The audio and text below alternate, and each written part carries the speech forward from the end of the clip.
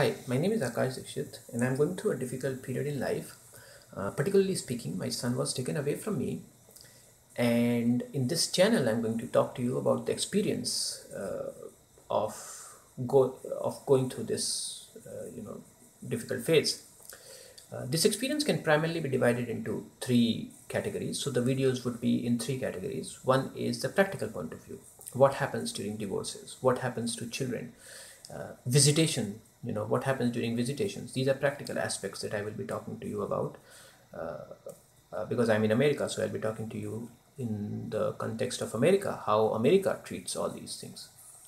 Then there would be a philosophical set of videos in which I will talk to you about the existence of God. Is God there or not in this, according to whatever understanding that I have in this difficult period. And how is the world, what is the general personality of humanity. So that would be in the second category, that is a philosophical category. Then I love my son, so I will be having I will sing songs for him. I am not a very good singer, but I will just sing some songs for him. And that would be the third category of the videos that will be there, the emotional category. So in this channel I will have three categories of videos dealing with my separation from my child, the practical category of videos, the philosophical category of videos, and the emotional category of videos. Today I'm going to talk to you about visitation, how visitation happens in America. So before that, I will let you know that my son was there with me for 5.5 years continuously. Out of those last 2 years, his mother was not there with him. When I asked his mother in the trial, why did she not come and meet the child for the last, why did she not make an effort to meet the child? She said, because India is not safe for women to travel. And the judge, helped her by saying that because there are gang rapes in India and because women are attacked in India, so therefore it makes sense that she did not come and meet her 3-year-old child for 2 years while she was in India.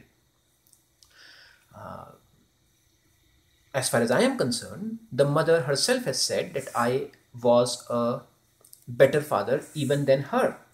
And that is given in Exhibit 5. She said, regarding parenting, I think Akash brings the qualities of discipline, structure, and patience, and ability to get to the child's level. I honestly think those parental traits are a bit more in him than me. This is what the judge says. I think everybody will accept your testimony that that is my son, was doing well in India and he is doing well now. So the judge also said I was a good father. There are a host of people who have given me notarized affidavits saying that I was a good father, and that is there in Exhibit 13. Please, I've given the link.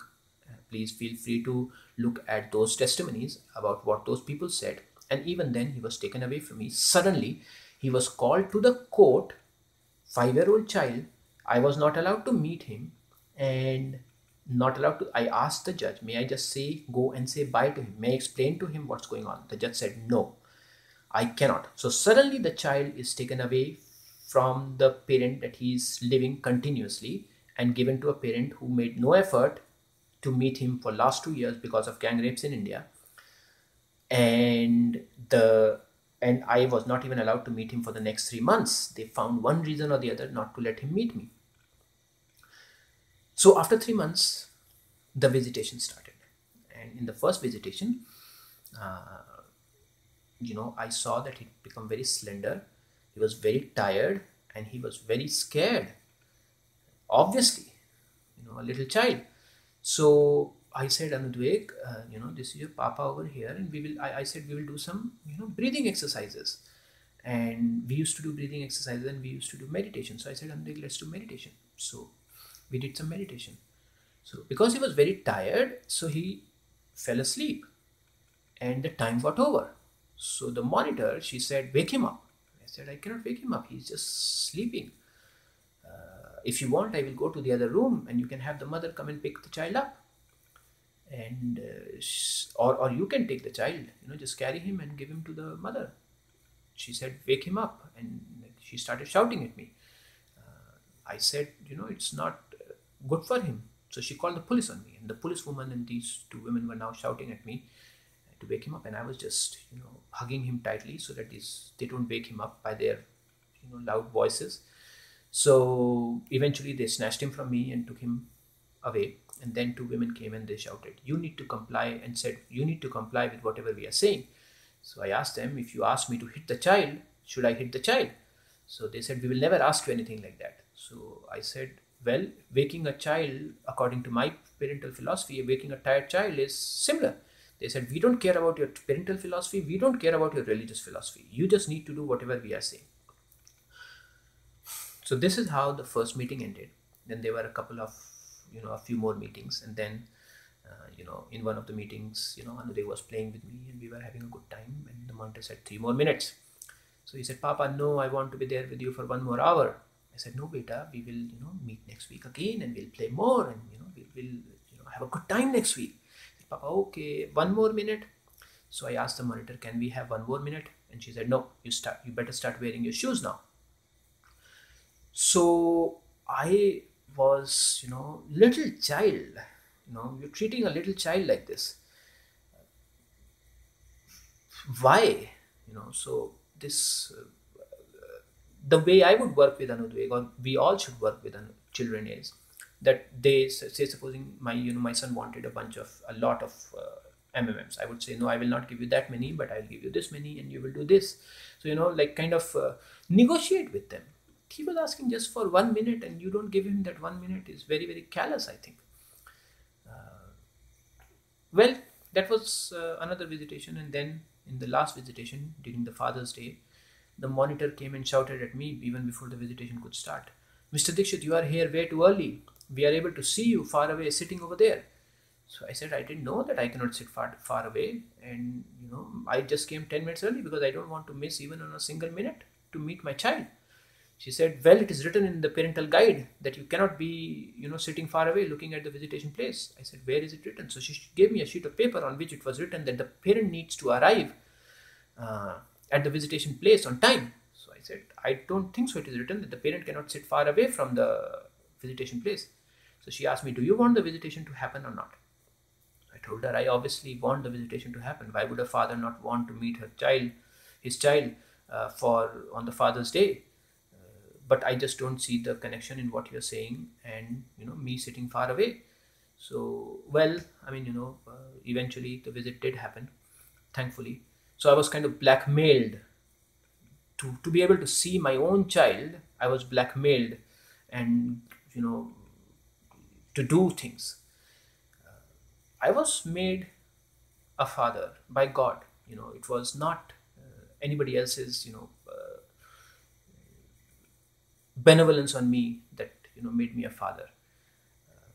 And still I am being treated like a beggar to to be. And the mother said good things about me, the judge said good things about me, everybody else, you know both in India and America, as I said in exhibit 13, everybody else is saying that I was a good father.